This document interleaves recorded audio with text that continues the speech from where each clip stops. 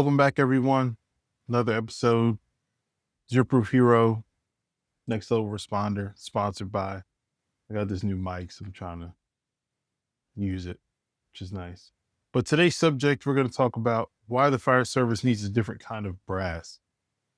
Different kind of, if I say brass, most people know, but just to reinforce it, it's the people that make the decisions when it comes to money, staffing, and overall department as a whole. They're kind of the boss's boss, fire chiefs, the deputy chiefs, things of that nature. You have your division chiefs and stuff like that, but they kind of fall in that gray area.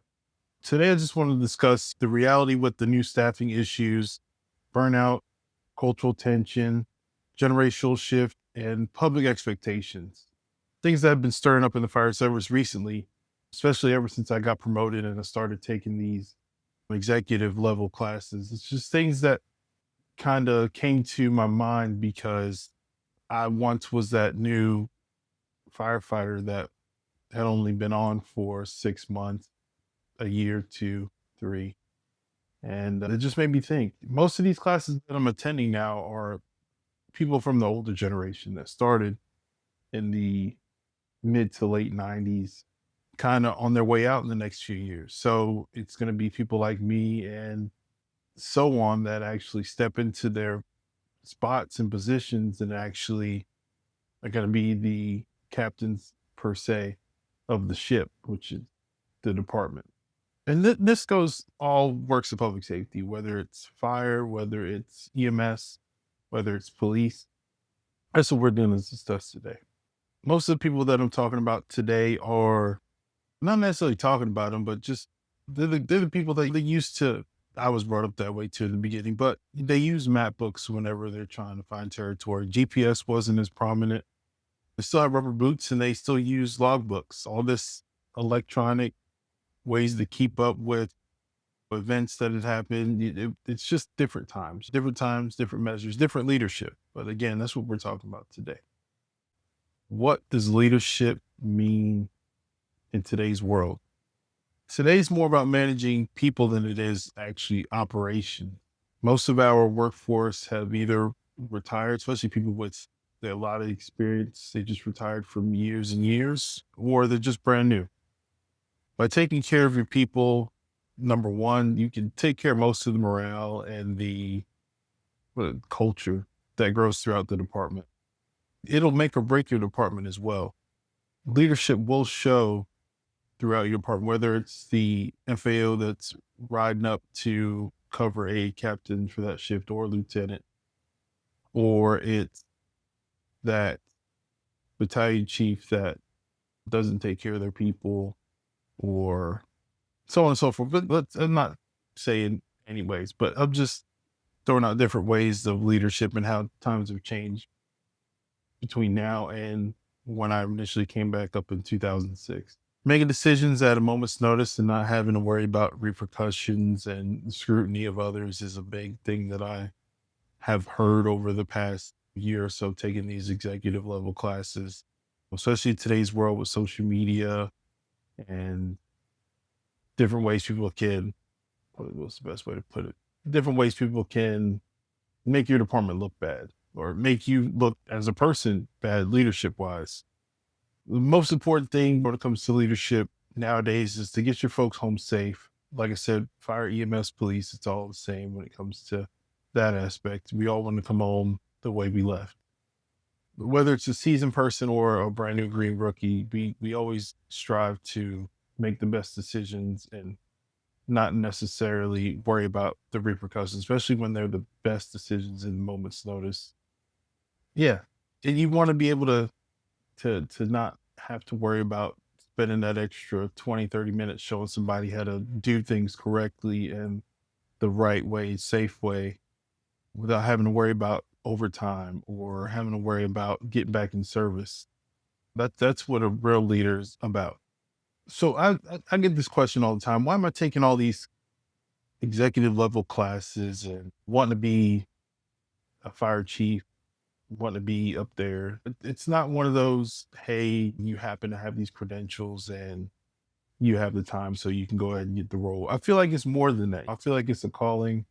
I think it's something that you grow into once you see it. I've seen the way certain people act, not in this department, but just being around for quite a while now.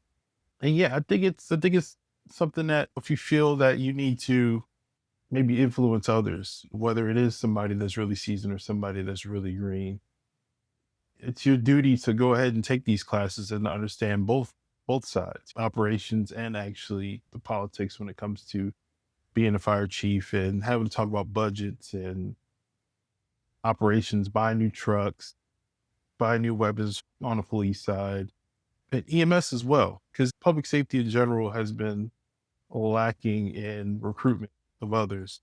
And it's obvious, obviously, you see all this overtime and staffing shortages. It's a situation. I don't want me doing these leadership podcasts and just talking to people, stuff like that. I don't want it to be necessarily a status. I just want people to know that there are people out there like me that don't just do it for the clout. I've seen firsthand over the years when people aren't supported and aren't prepared or heard.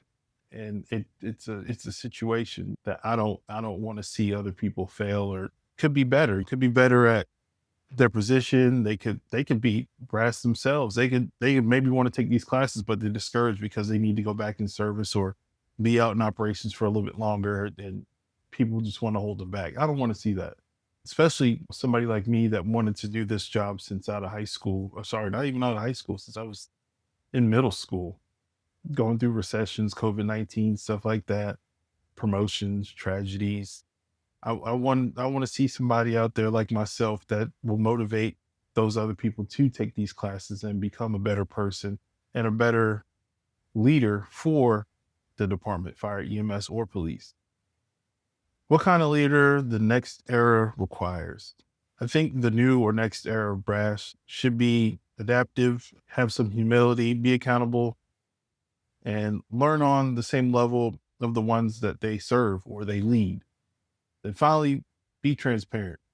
Transparency is key to gaining trust as well as, I wouldn't say faith, but just loyalty from others. If you're transparent and you just easy go and want to talk about things and not have to worry about your feelings and getting your point across, it goes a mile and it'll actually keep things moving. And I have several examples about that. There'll be some snippets throughout the week, but I just wanted people to know that. And to go ahead and knock out this quick episode that I made for you all. If leadership is or isn't in your future, the fire service and other public safety needs people thinking seriously about what's coming next. Who we're gonna actually teach and lead for people that when I retire, when you retire, who's going to be next? And a lot of these services are reaching out to these youth. We just need to encourage them to want to do better for themselves. The department's getting younger and younger every year. Let's stay focused. If this kind of stuff reaches out to you and makes you feel like, hey, makes you think a little bit more about want to become leadership, leave a comment, subscribe, follow me on my social medias. But I have a couple more playlists that are coming out that are not just about being alcohol free, which I'm still am. It's just about being overall good public servant and want to do better for myself and others around me. See you soon.